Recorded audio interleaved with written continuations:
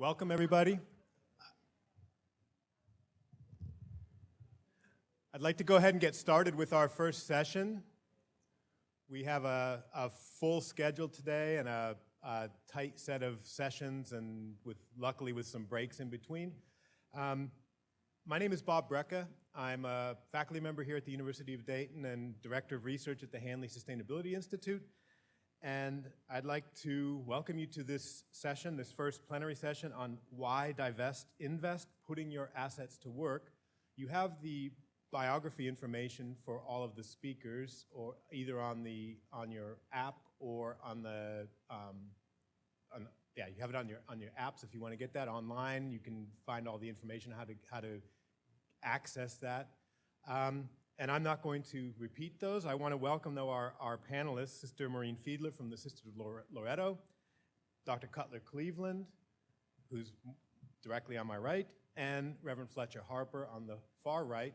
And the way we're going to set this up is each speaker will talk for about 10 minutes.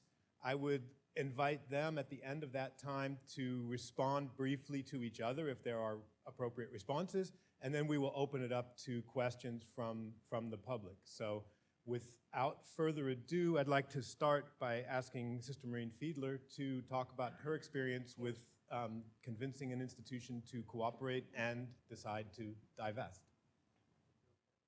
All right. Well, thank you very much. It's wonderful to be here this morning. And I think, as many of you know, I have a radio show called Interfaith Voices on public radio. So I'm a certifiable NPR junkie. So for those of you who didn't listen to Marketplace this morning on Morning Edition, they had news on, guess what? Divestment from fossil fuels, and a very positive report on that. And I think many of you have also heard the great news that the Attorney General of New York State has begun a formal investigation of ExxonMobil for lying about climate change.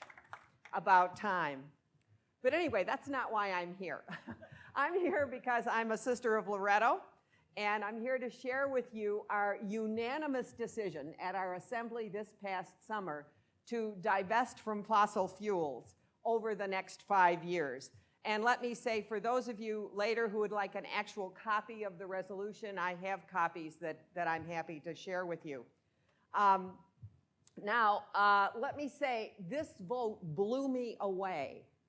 I am a part of a group in Loretto called our Loretto Earth Network.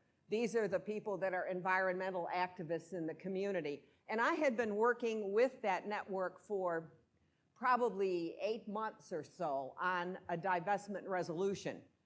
As time went on, we discovered, as you may know, in whatever community you're a part of, people were saying, well, will we lose our shirts if we do this, And so we thought, well, we didn't think so, but we thought it would be a good idea to bring the Finance Committee into it.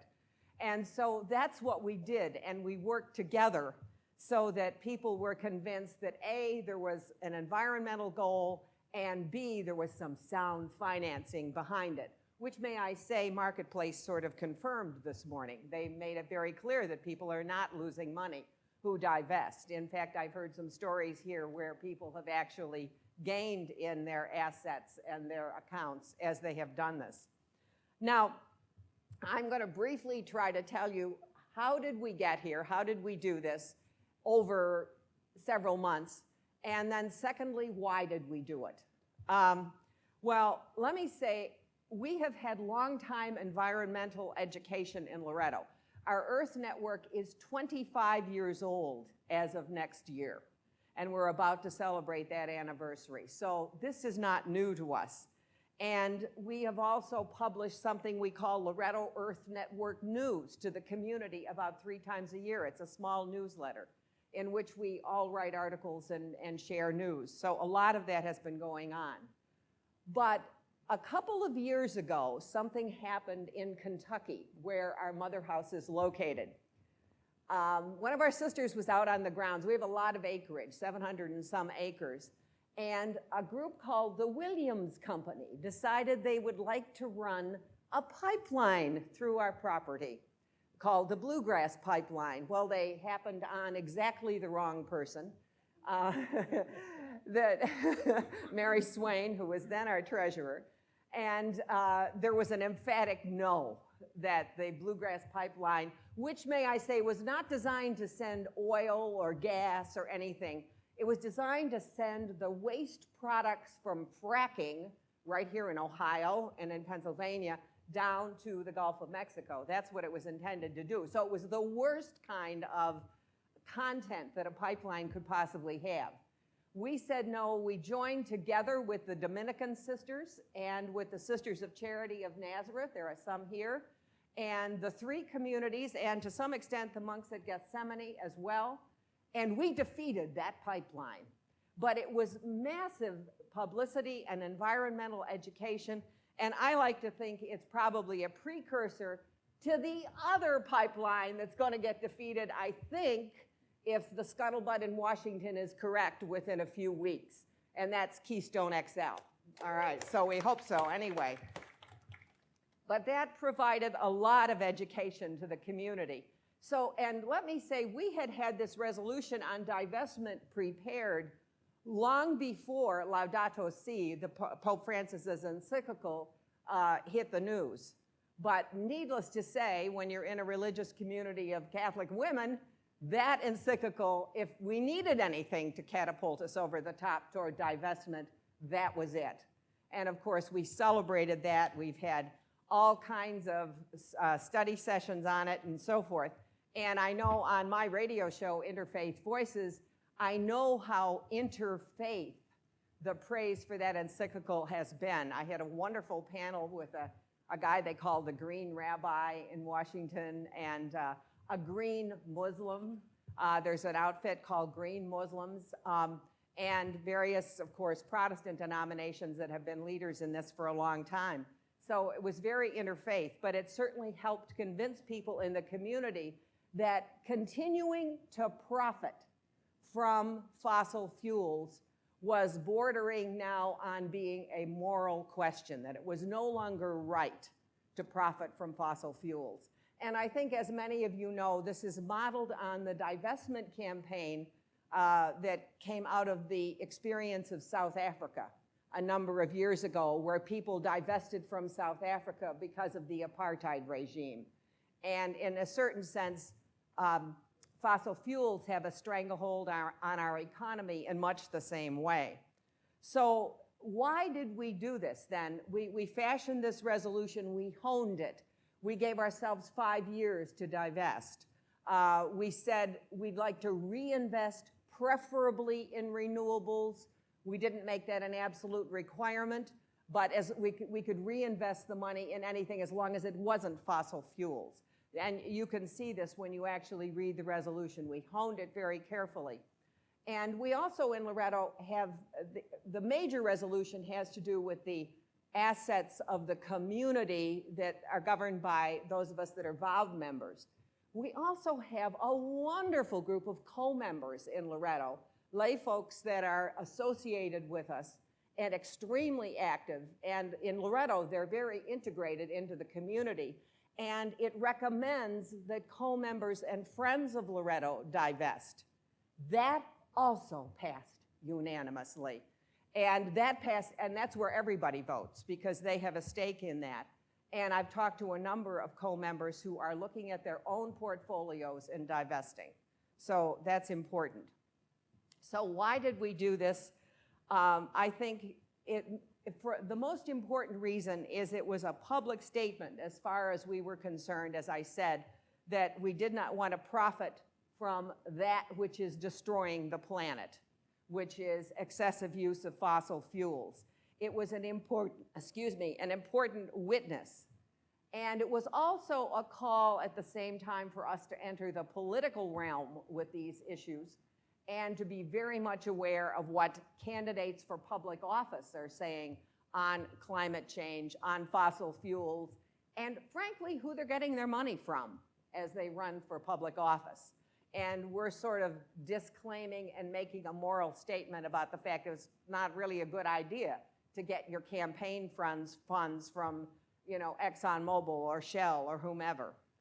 And of course, I think it would be fair to say that we are also in sync with Pope Francis on concern for the poor, because as was pointed out last night, the poor of the world are going to be those who are most victimized by climate change, where there will be all kinds of desert areas where there are places on Earth, as I read the studies, where it'll be too hot to live, but where a lot of very poor people in particularly Africa, Asia, and Latin America currently live. And so it's a concern for the earth, it's a concern for the poor.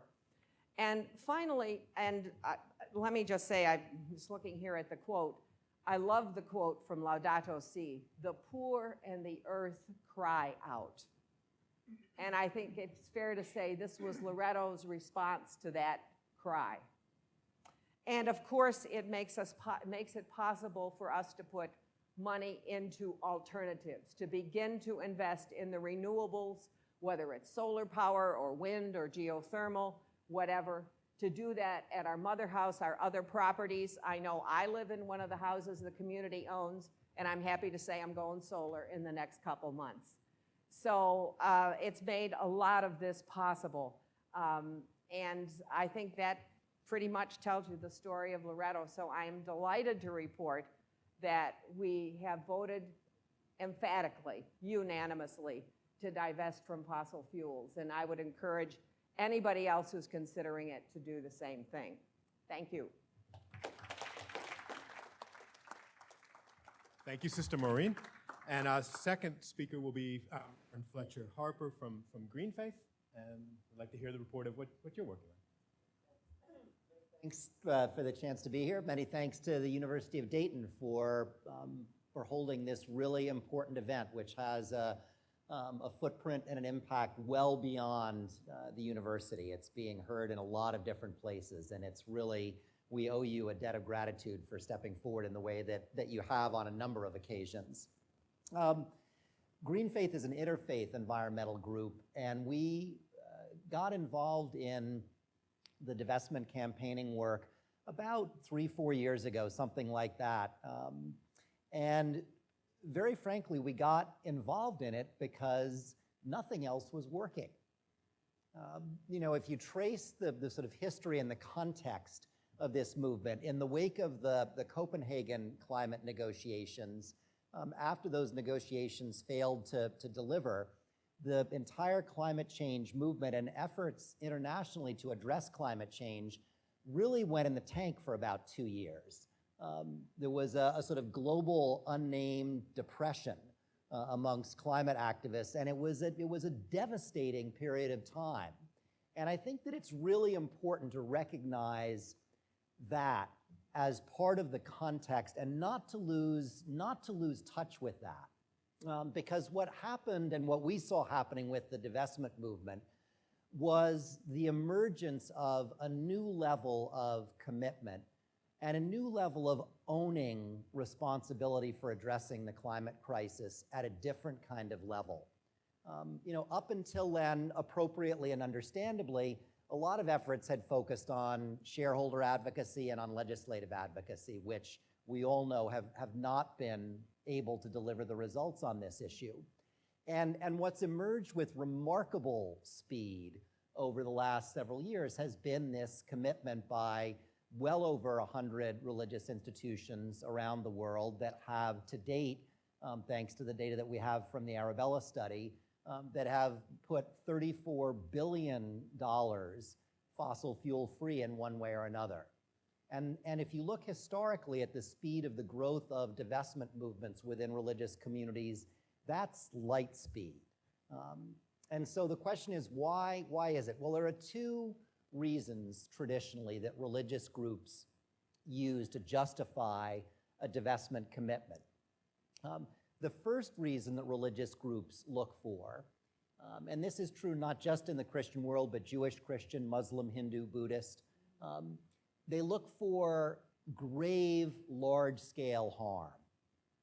And so you look at divestment campaigns in relationship to tobacco, for instance, very clear, grave, large-scale harm. The South Africa example that everybody uses, grave, large-scale harm. Clearly, with the climate crisis and fossil fuels, You've got grave and large-scale harm, and I would like to suggest, and comparing horrors is never a good thing to do, but I think that if we look seriously at the magnitude of harm represented by the climate crisis, it is not an overstatement to say that the magnitude of that harm is greater than the targets of all previous divestment campaigns combined by an order of magnitude. And it's very difficult to sort of grapple with that, but the level of harm is such. So that's the first piece that religious groups look for is there a substantial level of harm?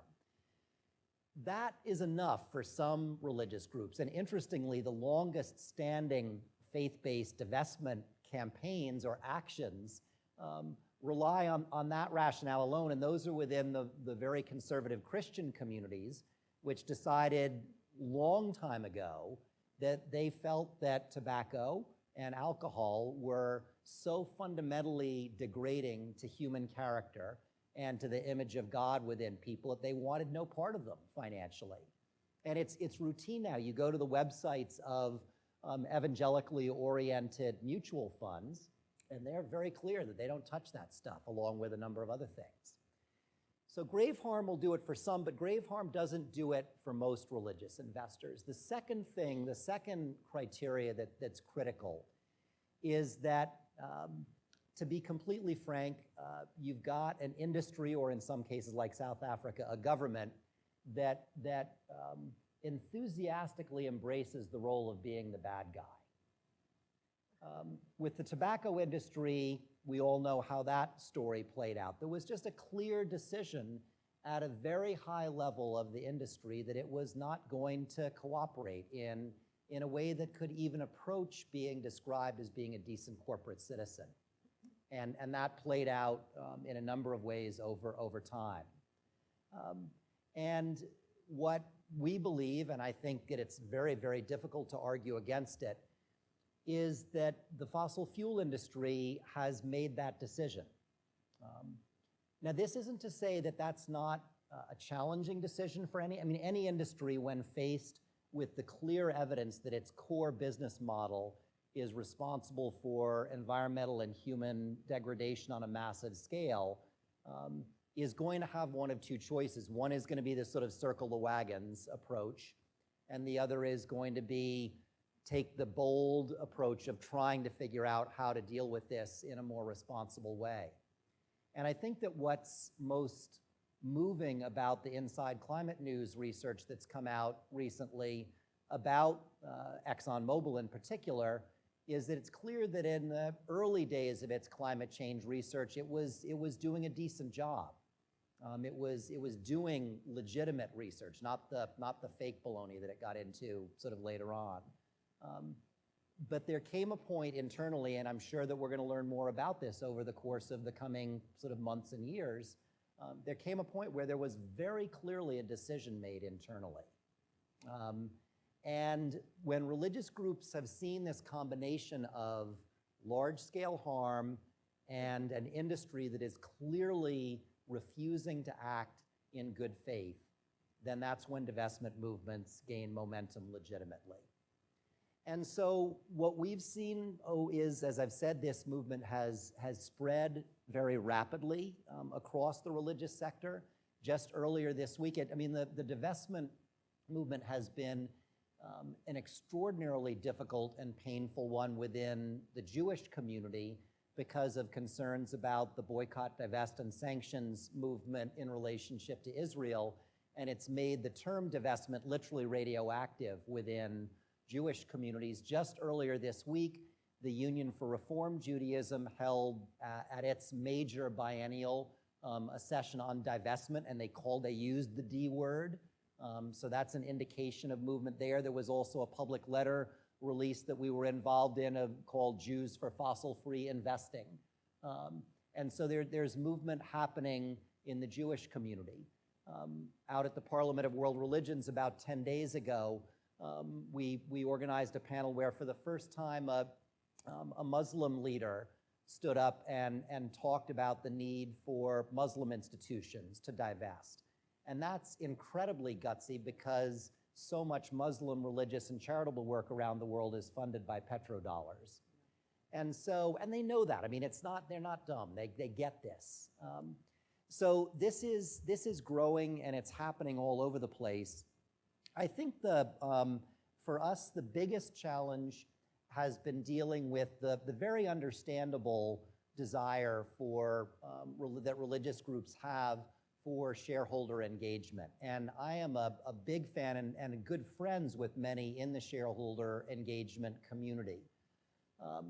We have become deeply convinced that, very sadly, shareholder engagement at this stage is a fool's errand in relationship to climate change with the fossil fuel industry. There are a lot of very important ways that shareholder engagement continues to play a vital role, not with the fossil fuel industry, but on climate change with other industries.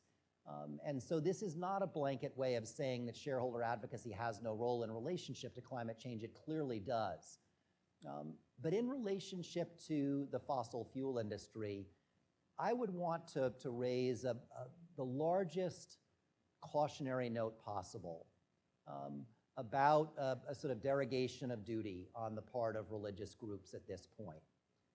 The fossil fuel industry continues to receive $2 billion a day in government subsidies around the world. The industry continues to spend $1.5 billion per day exploring for new sources of fossil fuel. There is no reasonable way to suggest that this is an industry that is operating in good faith yet. That doesn't mean that they may not decide to, or that certain actors within the industry may not decide to at some point in the future.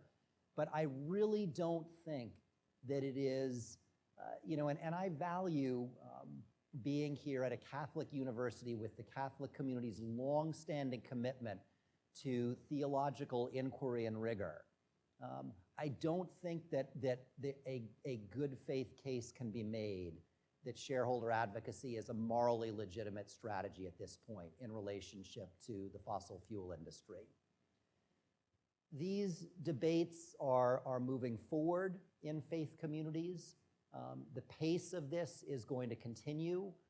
We're very excited that in the coming year, we, along with other partners in the philanthropic and NGO sector, are going to be looking more at the invest side of the equation so that faith-based investors can start to put their money into an initiative that thanks to Ellen Dorsey, is likely to be called something like Power to the People, as a way of bringing clean energy access to the poor who desperately need energy around the world, and to find a way to do that that delivers a decent return and that allows faith communities to align their investments profoundly with their values.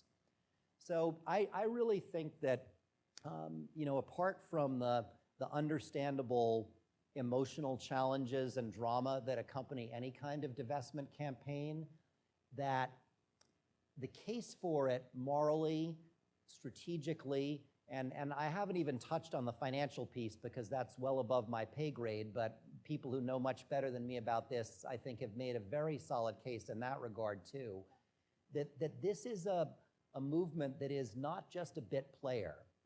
This is the wave and the leading edge of the future, and it's why we're so grateful for the University of Dayton's leadership, and it's why we'd like to sort of join with Sister Maureen in inviting everybody else to come on board if you haven't already. Thank you.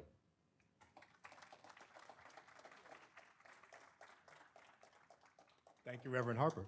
And our final panelist is Dr. Cutler Cleveland from Boston U. I want to make two really brief editorial comments. One, he's written a very nice report, published a very nice report on that essentially debunks many of the reasons for not divesting. So I think we should make that available through our conference website so that others can look at that. The second thing I would say is that for many years, Dr. Cleveland has been active in the field of ecological economics, which I would claim is sort of the secular version of much of what is in Laudato Si.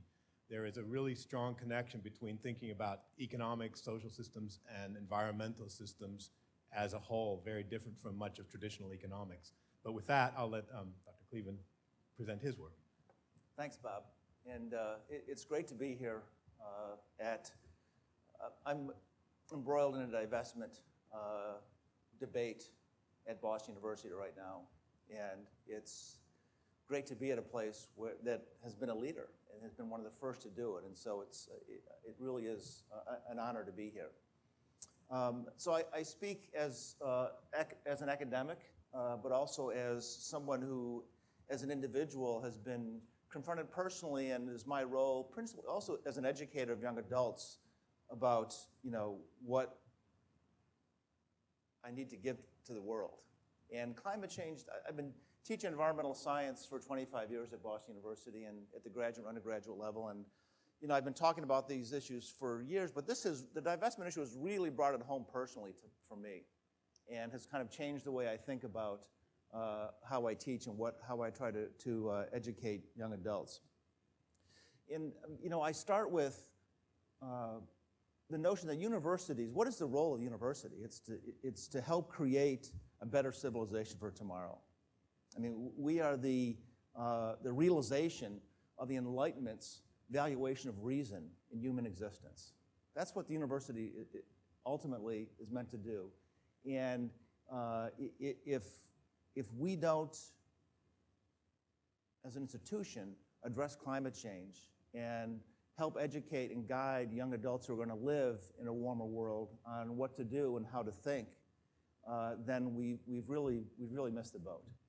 So what I'd like to do is briefly go through some of the points that I've written on, and I can make them available through the website and at my blog, and you can follow me on Twitter if you're interested. So what I'd like to do is talk about what some of the risks are for universities for not divesting, and then also talk about what some of the opportunities are in regards to some of the conventional wisdom that we hear, and which I hear at my own institution, on why we shouldn't do it. First and foremost, universities that do not address this have real risk to their reputation and can easily be labeled as hypocrites.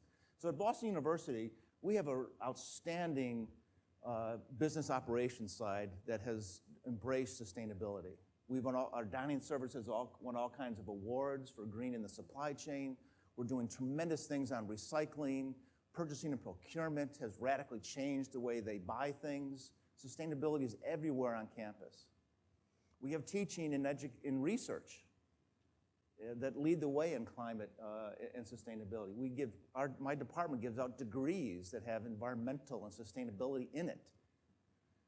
And so, yet, the endowment and finance is off behind a curtain. And the administration, and not just at BU, kind of view that differently as the other wheels of the machine, and that's absurd. So we need to align, how we spend our money with what we say to our students and how we practice our behaviors business-wise.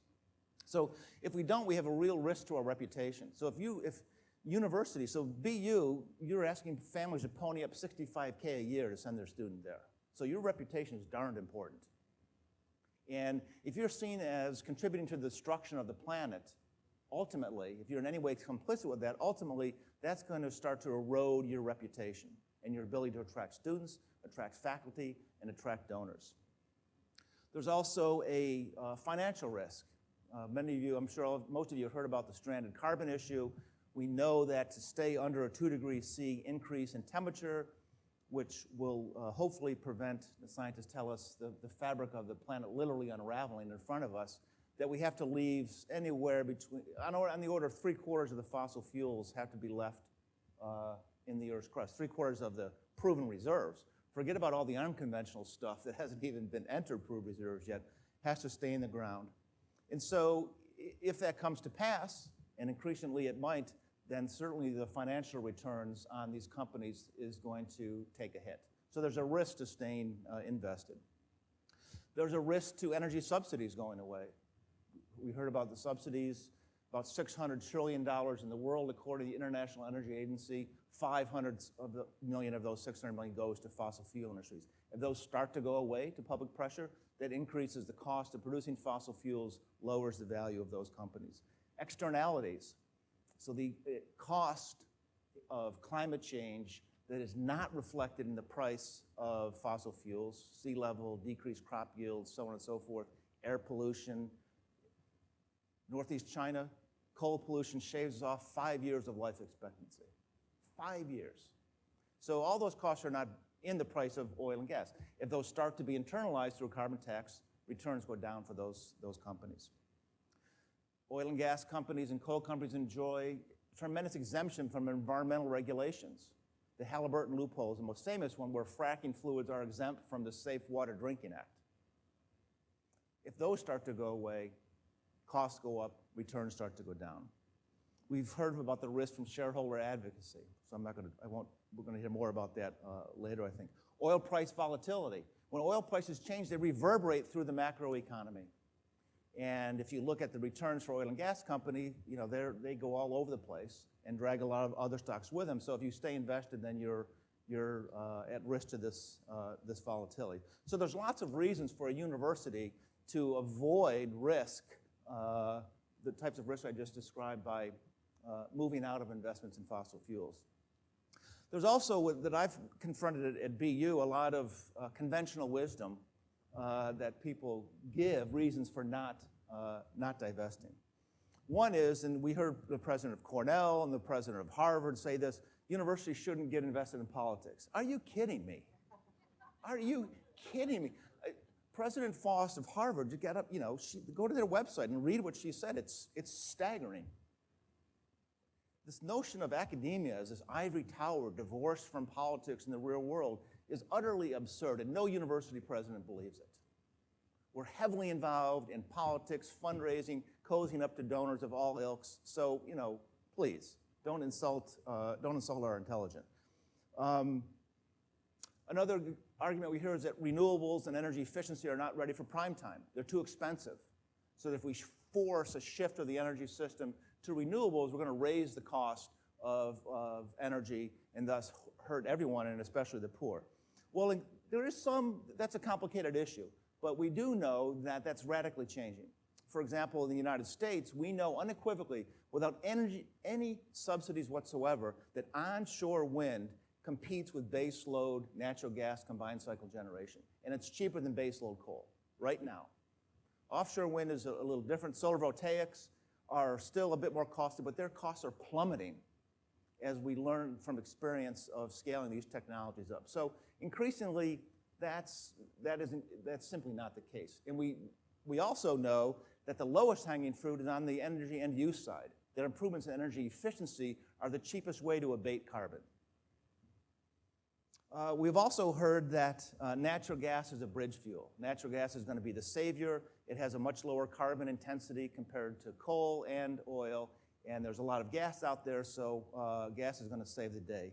Well, that's, there's a number of problems with that. One, the biggest problem is that gas competes not only with coal in power generation, it also competes with renewables. So if you go heavily in investing in shale gas, you're not only replacing coal, but you're also competing with renewables. So we have to be careful about being sucked into the natural gas as the bridge fuel of the future. Another issue that's been raised at my university is what Michael Cutler at University of New Hampshire has called carbon humanitarianism. That is, energy poverty is a huge issue. 1 in 3 people in the developing world lack access to electricity. There's there's more than 1 billion people that live on less than $1 a day in the world. Clearly, we have a moral obligation to supply these people with the energy services they need to raise themselves out of poverty. And many people believe that carbon is the only way to do that. And there's a logical flaw in that because, as we've heard, the impacts of climate change and pollution writ large associated with developing nations is overwhelmingly, the pollution from fossil fuels is borne by developing nations and the poor, right? The first victims of sea level rise are going to be the people in Bangladesh, which is going to disappear in 50 years at current rates of sea level rise. So there's a whole logical flaw that carbon is the solution to that. And the other issue with the carbon humanitarian issue is that people are performing in their minds a benefit-cost calculation, that the benefits of fossil fuels exceed their costs. But we typically only measure the benefits. there are all these large external costs associated with the use of fossil fuels which aren't measured. And you can also look at the behavior of, from a social perspective, the behavior of oil and gas companies around the world. Go to Nigeria and look at Shell, Chevron, and Ecuador, and they have horrible records associated with how they treat the poor in those nations. Okay. We've also heard the argument in a lot of places that investing from fossil fuels is going to hurt the performance of our portfolio, and so we're taking money away from student scholarships if we do this. And that's there's lots of experts in the room here who know a lot more about that, but the evidence indicates that it does not have to be the case. And I think we'll hear more about that. And finally, we also hear that, well, it's better to stay engaged, right? If we divest, then we don't have a seat at the table. And as we've just heard, that is a fool's errand is exactly the right way to describe it, because if you look at how these companies are spending money, which is the ultimate test, their money they are nakedly supporting the development of more fossil fuels. They're not investing in wind turbines and solar panels. They put that on their websites, but look at where they're spending their money. And their CapEx expenditures are overwhelmingly invested on developing more oil and gas. And so, if we're going to engage them, what's the ask? Do we really expect them Exxon to start producing wind turbines and solar panels? I don't think that's going to happen. So anyways, at BU, we're engaged in this argument, and I'm so happy to be here because I can go back now. We're in the kind of the home stretch of this with hopefully a lot more information and ammunition to help possibly win the day in another small corner of the universe. Thanks. That was super. That was great. I think what I would like to do, instead of giving our panelists a little more time, is to really open it right up to the audience for questions to any of the panelists or all of the panelists. And there should be a microphone. There's somebody right at a microphone now. So I'll go ahead and start right there. All right, my name is John O'Shaughnessy. I'm with the Franciscan Sisters of Mary. As Maureen was speaking, I had a thought, and this may not be a new thought at all to others, but right now we see in the world an awful situation with migration of refugees, very poor, from war-torn parts of the world, Northern Africa, parts of the Middle East, Syria in particular. And it's really affecting the developing countries now. That's why it's the big issue. You can have refugee situations that don't affect Western countries, and it's a concern, but it's not a crisis.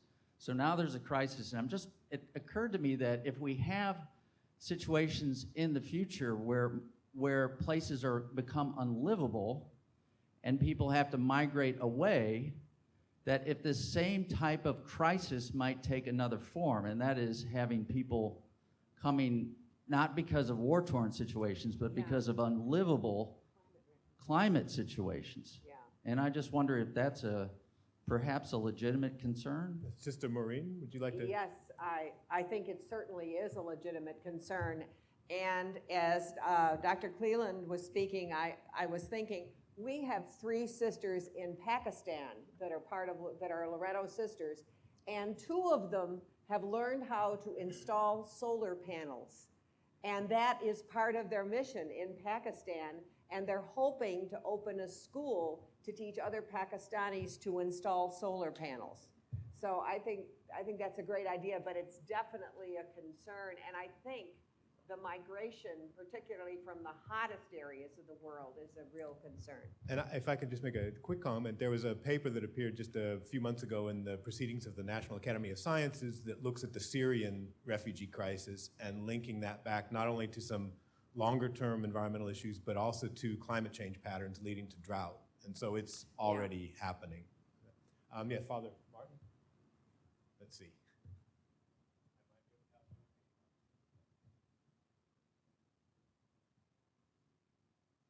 Is that on? Yeah. Yes, it's on. There you go.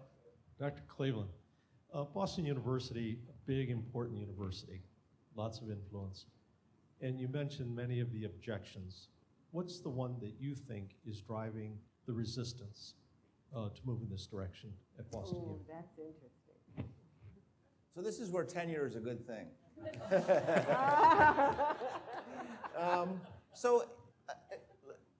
A little bit of background is needed. There's been no decision made. Students, several thousand students signed a petition. They are aligned with they have a local 350.org chapter. About several hundred faculty signed a petition asking the Board of Trustees. So we're a private university, so the Board of Trustees has ultimate decision to divest. And the president of the university with the Board of Trustees appointed a special subcommittee of the Board of Trustees, a committee on socially responsible investing, to investigate the issue and make a recommendation. We are in the process of doing that.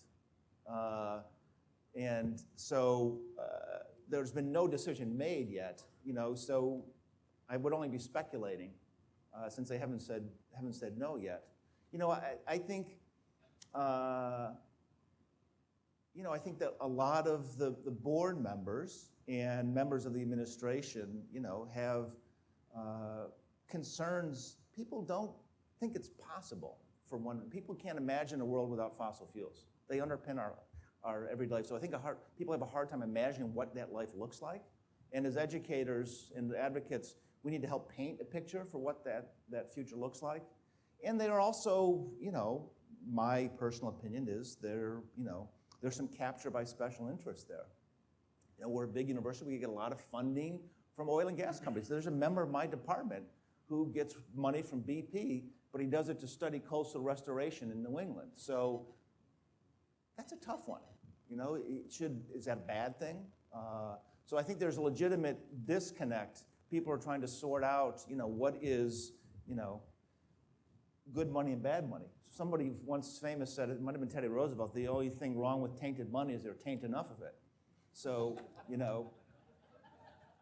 Stanford has a huge energy institute funded by oil companies. They've chosen to divest from coal, but not oil. So I'm kind of dodging the question because I don't really know yet what the decision is. So I can hear through the grapevine what the ruminations are. And so, I guess that's the best I can do. Let's take one more question and my name is Sister Linda Plyman. I'm with the Sisters of the Precious Blood here in Dayton and on our investment committee. I've heard people say, let's completely divest except for just to keep a little bit, I'm talking investment now, stocks so that we can still vote proxies and have some say at the board meetings. From what I'm hearing from most of you is that's not a good strategy. In other words, just to get out of your portfolio a lot of the fossil fuel companies that you have, except just to keep enough to be able to vote proxies, et cetera. I've heard, I just want your input on that. Reverend Harper, would you? No, it's an approach that a certain number of religious denominations have taken. The Unitarian Universalist Association, for example, in their divestment resolution allowed for that. And so it is an approach that some have taken. I think that beyond anything else, this question is a question about the identity of different religious communities. And I think that, would one want to keep a certain amount of tobacco stocks in order just to be able to stay at the table? And I think each religious community has to weigh what it realistically thinks can be done and achieved by advocacy, and what's being, a lot of the resistance that comes from the shareholder advocacy stuff is that faith groups are pretty good at it and have been doing it for a long time, and so there's a strong institutional momentum towards it. I think that if religious groups are going to continue with shareholder advocacy with the fossil fuel industry, they owe it to the world to be clear what the goals and targets for that are, and not sort of just do it forever because it's what we've always done and because we enjoy the prestige that we feel comes from meeting with fossil fuel industry management. And I also think, to recognize that there are a lot of ways that shareholder advocacy is still very important on climate, but not with the fossil fuel industry. I come down on the side of sell the stuff and get out. Okay. And if Thank I you. can Oh, okay, go ahead. If I can just add, we did leave that option open to hold a small amount of stock for shareholder resolutions, but it's not required, you know, and it might be that in a couple years, people will decide to get rid of all of it. But we have had a history of shareholder resolutions and engagements with a lot of communities, and so people didn't want to let go of that. So thus it's in there, as you would see. In the interest of staying on schedule and of respecting the valuable time for informal interactions during the break, I'll close the session, and could we thank our speakers, please?